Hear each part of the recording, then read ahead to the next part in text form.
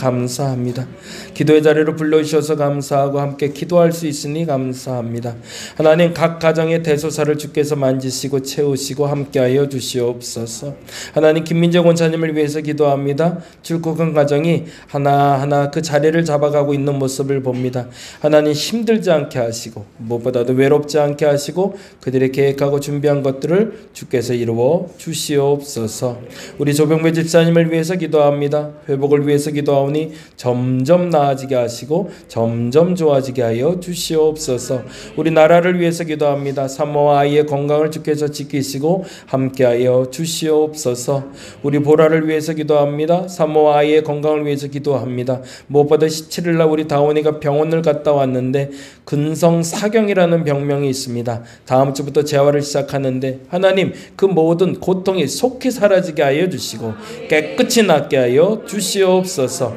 우리 김영균 집사님 7월 달에 검사 후에 이제 얼마 후에 다시금 검사하게 됩니다. 건강관리 잘하게 하시고 좋은 소식 듣게 하여 주시옵소서.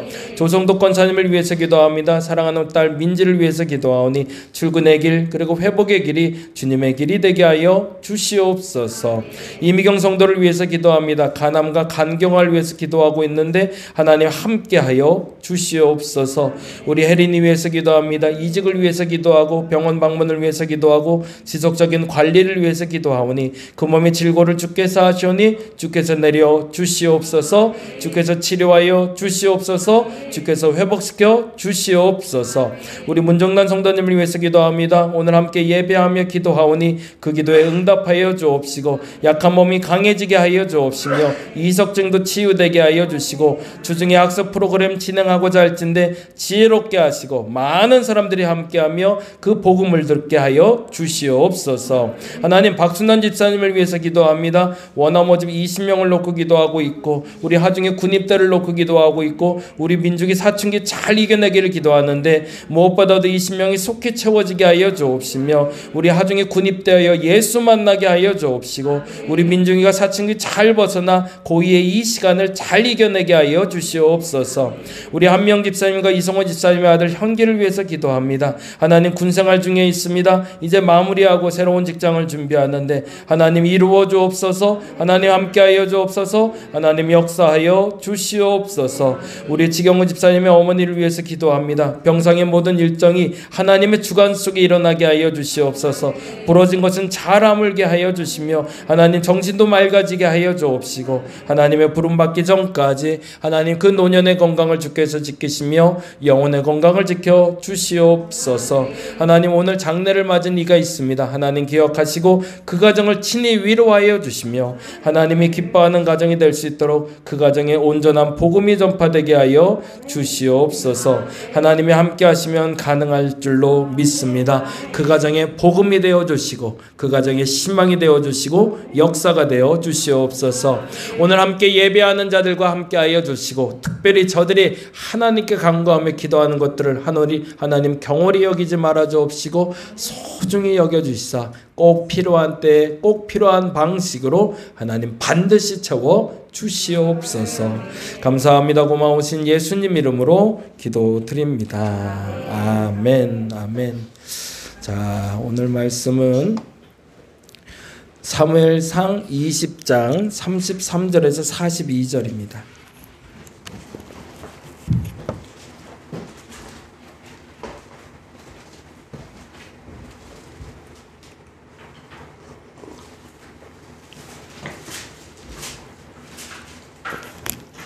사무엘상 20장 33절에서 42절까지 다 찾으셨나요? 천천히 찾으시고 찾으신 후에 같이 읽겠습니다. 20장 33절에서 42절까지 같이 한 목소리 읽겠습니다. 사울이 요나단에게 단창을 던져 죽이려 한지라 요나단이 그의 아버지가 다윗을 죽이기로 결심한 줄 알고 심히 노하여 식탁에서 떠나고 그달의 둘째 날에는 먹지 아니하였으니 이는 그의 아버지가 다윗을 욕되게 하였으므로 다윗을 위하여 슬퍼함이었더라.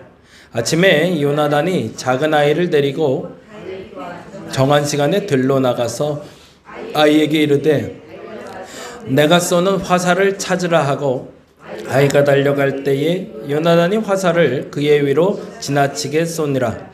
아이가 요나단이 쏜 화살 있는 곳에 이를 즈음에 요나단이 아이 뒤에서 외쳐 이르되 화살이 내 앞쪽에 있지 아니하냐 하고 요나단이 아이 뒤에서 또 외치되 지체 말고 빨리 다름질하라 하매 요나단의 아이가 화살을 주워 가지고 주인에게로 돌아왔으나 그 아이는 아무것도 알지 못하고 요나단과 다윗만 그 일을 알았더라. 요나단이 그의 무기를 아이에게 주며 이르되 이것을 가지고 성읍으로 가라 하니 아이가 가매 다윗이 곧 바위 남쪽에서 일어나서 땅에 엎드려 3번 절한 후에 서로 입 맞추고 같이 울되 다윗이 더욱 심하더니 요나단이 다윗에게 이르기를 평안히 가라. 우리 두 사람이 여호와의 이름으로 맹세하여 이르기를 여호와께서 영원히 나와 너 사이에 계시고 내 자손과 내 자손 사이에 계시리라 하였느니라 하니 다윗은 일어나 떠나고 요나단은 성읍으로 들어가니라. 아멘. 아멘. 오늘은 중요한 3가지 단계라는 제목으로 태도 시리즈 같이 이야기하려고 합니다. 오늘 예배는 끝나고 주기도문으로 좀 마칠게요. 장례가 있어서 끝나자마자 바로 가야 될 것 같아서 예배 끝나고 제가 잠깐 주기도문하고 마치도록 하겠습니다. 이 장면 보면 뭐 같으세요? 풍선. 위아래 뭐가 있는지 혹시 보이시나요? 압정이 있고요. 위에는 책. 어떻게 될까요? 순간. 빵. 네. 무슨 얘기를 하려고 그러면 감정에 대한 이야기 하려고 그래요. 지금 이런 상태인 분이 혹시 있나요? 건드려만 봐라. 그냥 그런 거 있잖아요. 지금 누구든지 한번 걸려만 봐라. 빵! 하고 터질 만큼. 압정이 수십 개가 달려있고 책은 위에서 누르고 있고 조금만 건드려도 빵 터지는 상태. 우리가 감정 조절이 어려운 이유가 뭘까? 오늘 그 얘기 조금 해보려고 합니다. 감정 조절이 어려운 첫 번째 이유는 다음과 같은 이유 때문에 그렇습니다. 같이 한번 읽어볼까요? 과도한 스트레스에 장기 노출되어 마음속 억눌린 화가 누적되는 경우에 그렇습니다. 그러니까 스트레스를 풀지 못해서 그런 거죠. 예를 들자면 이런 거죠. 그냥 변함없이 계속 반복되는 직장 생활. 특별한 변화가 없고 그냥 계속 반복되는 것들. 그런 것들이 이제 누적되는 거죠. 아, 생활에 변화가 없어. 뭔가 좀 신선한 거 없을까? 그리고 아우 쉬고 싶다라는 생각. 그런 직장 생활. 또 하나 이런 부분인데요. 가정에만 있는데 무슨 스트레스를 너 이렇게 받냐라고 하는데 이런 게 있어요. 마음에 들지 않는 사람과 지속적인 관계. 집에만 있는데 그럼 만나는 사람이 없는데 왜 네가 스트레스야? 네가 있잖아 그러는 거죠. 남편 때문에 너 때문에 내가 못 살겠어 이러는 거죠. 한번 건드려만 봐라. 그러니까 이상한 일로 갑자기 화를 확 내요. 그러면 깜짝 놀랐는데 왜 그럴까 싶은데 알고 보니까 나 때문인 거죠. 누적된 거죠. 빵 터뜨리고 싶은데 못 터뜨려요. 두 번째는 이런 경우가 있습니다. 성장 과정에서 생성된 외상 때문에 특권의식과 피해의식이 생기는 거예요. 이게 참 재밌어요. 피해의식이나 특권의식이나 똑같이 스트레스인 겁니다. 어떤 경우냐면 이런 경우인데요. 어떤 사람들은 누가 늘 해결해 줬어요. 특권이죠. 내가 문제만 터뜨리면 엄마가 득달같이 달려와요. 그래서 다 해결해 줬어요. 그런데 어느 날 내가 문제가 터졌는데 엄마가 없어요. 더 정확히 말하면 결혼을 한 후에 누군가가 내가 또 사건을 터뜨리면 해결해 줘야 되는데 해결할 사람이 없을 때. 그럴 때 과도한 스트레스를 받게 되고요. 또 하나 누구도 늘 해결해 주지 못할 때. 여러분은 어떤 경우세요? 특권이신가요? 피해의식인가요? 뭐 이것 때문에 스트레스가 있냐 없냐를 묻는 것은 아니지만 보통 사람들은 둘 중에 하나인 경우가 많은 것 같아요. 누군가 해결해 주기를 바라며 사는 사람이 있고 누군가 해결해 주지 못해서 스트레스를 받는 경우가 있다는 거죠. 이럴 때 감정 조절이 안 될 수 있다. 세 번째, 이런 경우가 있습니다. 이건 이제 일반적인 경우인데 다른 사람의 영향 때문이 아니라 스스로에게 문제가 있는 거죠. 어떤 문제죠? 낮은 자존감과 열등감. 무신당한다는 생각을 늘 갖고 있어요. 난 좀 못났나 봐. 난 좀 못생겼나 봐.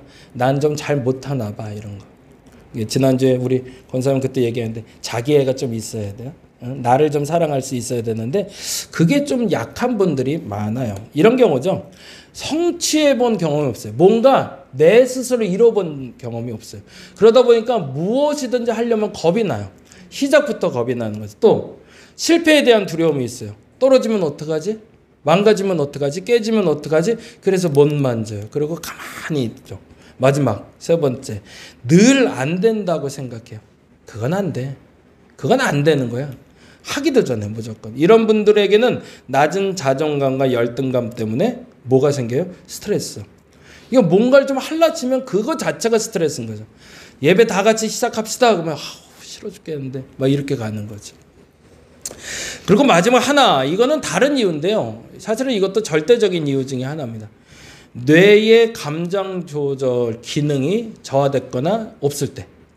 이건 뭐죠? 질병인 거죠. 이게 선천적으로 후천적으로 나타날 수가 있죠. 예를 들면 이런 거죠. 질병이나 사고 때문에 인지 능력이 약화된 경우.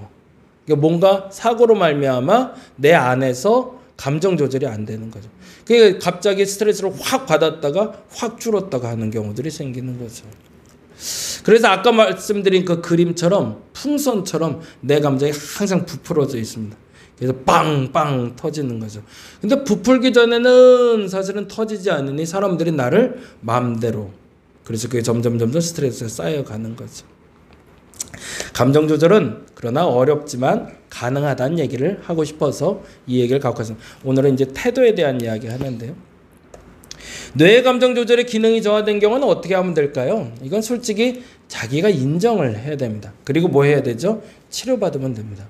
근데 안타깝지만 이걸 인정을 안 하는 거죠. 조현병, 우울증, 대다수 다 치료받으면 완화될 수 있습니다. 완치는 안 됩니다. 죄송하지만 완치는 불가능합니다. 그러나 완화시킬 수는 있습니다. 치매도 마찬가지인데요. 고쳐지지는 않습니다. 그러나 완화시킬 수는 있습니다. 어떻게 하면? 본인이 인정하고 본인이 치료를 받기 시작하면. 근데 안타깝게도 이런 경우에 대다수가 본인도 부모도 혹은 이웃들도 인정하지 않기 때문에 꼭 사고 치는 일이 벌어지는 거죠. 또 하나, 스트레스, 외상, 낮은 자존감, 열등감은 이렇게 하면 해결될 수 있습니다. 어떻게 하면 될까요? 생각을 바꾸면 됩니다. 이게 좀 어렵긴 하지만. 그래서 오늘 본문을 통해서 그 생각을 어떻게 바꾸는 것인지, 감정을 어떻게 조절하는 것인지 한번 좀 말씀 나눠보려고 합니다. 오늘 본문 이야기는 사무엘상 20장 33절에서 42절까지 얘기인데요. 여러분이 잘 아는 얘기예요. 근데 요약을 하자면 이렇습니다. 같이 읽어봐 주시죠. 사울이 죽이려 하고 그 일을 납득하지 못한 요나단은 다윗과 비밀 협약을 맺는 얘기가 오늘 본문 얘기예요. 얘기하자면 그렇게 됩니다. 사울이 자기의 원이 아니라 자기의 뜻이 아니라 우연한 기회에 다윗을 만납니다. 그리고 다윗이 골리앗과 싸워서 이기는 아주 기가 막힌 결정적인 사건으로 자신의 수하에 두게 됩니다. 그래서 사울의 무기 등자가 됩니다. 그건 뭐냐면 사울의 친위대장이 된 거죠. 그리고 나서 또 한 번 사울이 아플 때 다윗이 하프 연주를 해주면 그것 때문에 사울의 병이 낫습니다. 그래서 사울의 곁에 두게 된 거죠. 그러면서 내 사람이라고 여겼는데 어느 날부터 점점점 다윗이 성장하기 시작합니다. 그게 멋있는 거예요.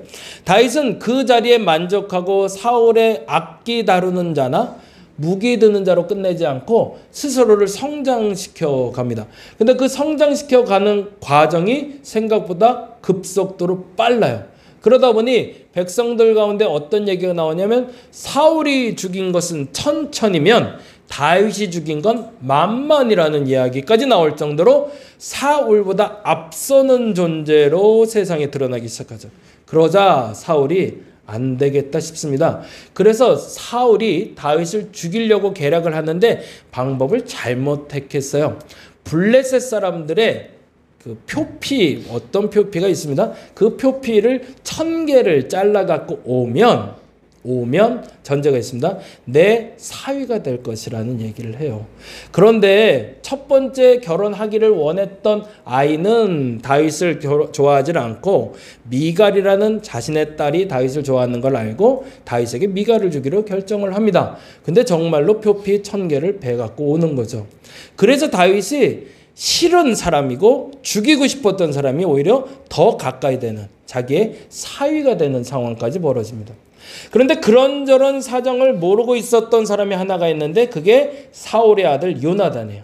그러니까 요나단 입장에선 아버지가 사랑해서 무기를 들게 하셨고 아버지가 사랑해서 아버지 곁에 있었고 아버지의 병도 고쳐주고 심지어 내 동생의 남편이 됐으니 둘도 없는 내 친구다라고 생각하고 있었는데 어느 날부터 아버지가 자꾸 다윗을 죽이려고 한다는 이야기를 듣게 된 거죠. 그걸 사울을 통해서 직접 들은 것이 아니라 다른 사람들의 이야기를 통해서. 그런데 요나단이 참 지혜로운 사람이 저도 그리고 여러분도 그랬으면 좋겠는데 이런 소문이 들면 그 소문은 어디서 확인해야 될까요? 소문의 근원지. 더 정확히 말하면 본인에게 물어봐야 됩니다. 그래야 정상인데 어디로 가냐면 그 소문을 퍼뜨린 사람에게 가죠. 여러분에게는 그런 일이 좀 없었으면 좋겠습니다. 소문의 근원지로 가서 소문의 진원을 파악해야지 소문을 퍼뜨린 사람에게 가서 그 진원을 파악하면 또 다른 잘못된 소식을 나는 들을 수밖에 없습니다. 답답한 심정에 아버지한테 가지는 않습니다. 대신 아버지가 죽이려는 다윗에게 가죠. 그래서 다윗에게 물어봅니다. 우리 아빠가 널 죽이려고 하는 게 맞냐라고. 이건 되게 어려운 질문이죠. 내 친구고 그리고 아버지의 사위이자 그리고 나의 여동생의 남편인데 그 친구에게 가서 우리 아빠가 너 죽이려고 하는 게 맞아? 라고 물어봐요. 그러자 다윗이 매우 조심스럽게 이야기합니다. 내 생각에도 그게 맞는 것 같다. 그런데 그걸 우리 같이 확인해 보자. 그래서 비밀 협약을 맺게 됩니다. 매 초하루마다 매달 첫날은 왕과 왕의 군대 장관들이 같이 모여서 밥을 먹는 일이 있는데 그날 내가 일부러 안 갈게. 근데 만일에 안 갔을 때 네가 내가 없다는 거를 고해보고 만일에 그때 너희 아버지의 반응을 보고 아버지가 어떻게 하는지에 따라서 결정하자고 얘기를 해요. 근데 만일 그때 너희 아버지가 나를 죽이려고 하는 것을 알게 된다면 나에게 신호를 보내주고 만일에 그것이 아니라고 여겨지면 아니라는 신호를 보내달라고 약속을 합니다. 근데 방법은 어떻게 했냐면 초하루에 요나단과 사울과 그 측근들이 같이 밥을 먹는 자리에 다윗은 안 가고 다윗은 언덕에 숨어서 3일을 거하기로 하고 첫날 그 일이 겪은 다음에 3일째 되는 날에 그 언덕에 와서 아이를 데리고 와서 활을 쏘라고 합니다. 그래서 활을 살짝 쏴서 활이 내 앞에 있으니 당장 주워서 돌아와라 라고 이야기하면 네가 나에게 돌아오고 활이 멀리 있으니 가게 놔둬라 라고 얘기하면 아버지가 너를 죽이는 줄 알고 떠나라 라고 얘기해요. 자기들만의 신호를 결정한 상태인 거죠. 그리고 드디어 요나단은 아버지와 함께 그 초하루에 밥을 먹으러 갑니다. 그런데 이런 일이 벌어지는 거죠. 사무엘상 20장 34절 말씀 같이 찾아보겠습니다.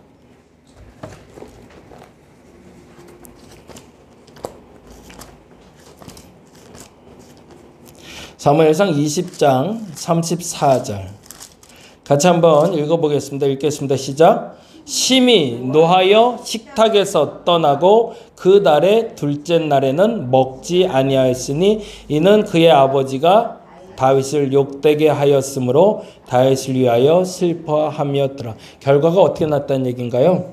요나단이 알게 된 거죠. 아버지 사울이 다윗을 죽이려고 한다는 거. 근데 심지어 왜 당신은 다윗을 죽이려고 합니까? 라고 따져요, 요나단이. 그러자 요나단까지 죽이려고 분노하는 아버지를 만나게 됩니다. 그래서 요나단이 노하여 심지어 너무 화가 나서 어떻게 했대요?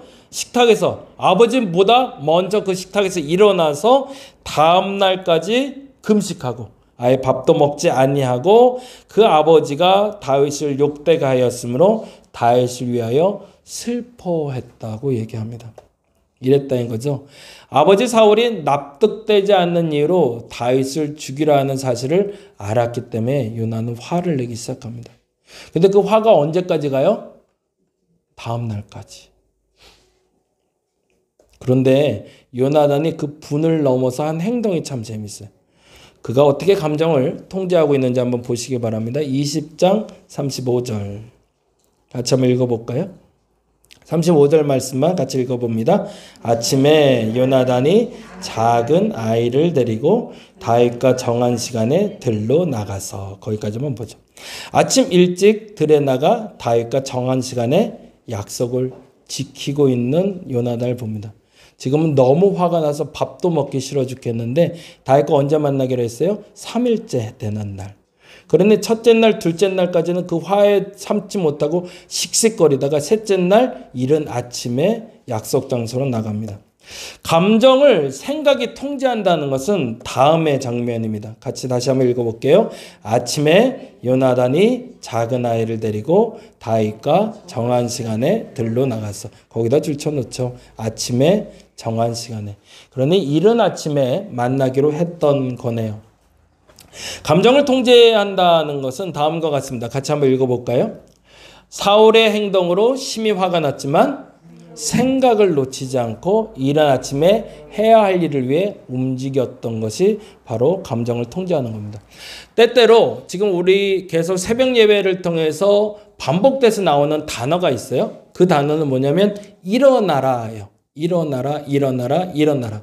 계속 보시면 알겠지만 오스왈드 챔버스의 주님은 나의 최고봉에 요번 주 16일차부터 본문은 일어나라, 일어나라, 일어나라, 일어나라. 영적인 저급한 활동에서 일어나라. 절망에서 일어나라. 지겨움에서 일어나라. 계속 일어나라를 얘기하고 있어요. 무슨 말을 하냐면 그 어떤 상황에서 그 감정에 치우치지 말고 생각을 놓치지 말고 뭐 하라는 거예요? 일상으로 나가라는 겁니다. 나를 절망에 빠뜨리고 나를 지겨움에 빠뜨리고 나를 통제하지 못하는 상황에 빠뜨리며 사단이 하는 행동은 나로 지독히도 오늘 해야 할 일을 멈추게 하는 겁니다. 밥을 먹기 싫어요. 잠이 안 와요.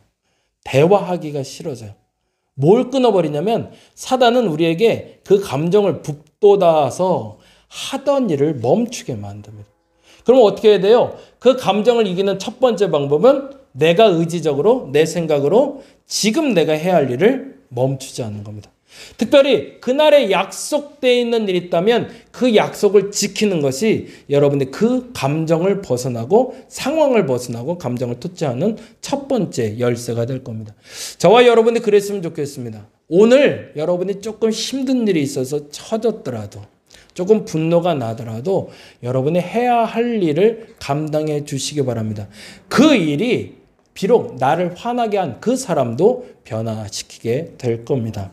두 번째, 그래서 감정이 생각을 통제한다는 것은 내 감정이 내 생각을 통제하지 못하게 만드는 겁니다. 단순하게 일상을 회복하는 겁니다. 잘 주무시면 됩니다. 잠이 잘 안 오면 수면제라도 먹고 자야 됩니다. 밥맛이 없어도 억지로 한 숟갈 먹어야 됩니다. 왜? 그것이 무너지면 다 무너지는 거기 때문에. 두 번째, 감정을 생각이 통제한다는 것은 다음의 말입니다. 이건 같이 읽어보시죠. 시간이 많이 가서 읽을게요. 그 아이는 아무것도 알지 못하고 요나단과 다윗만 그 일을 알았다. 이게 너무 중요해요.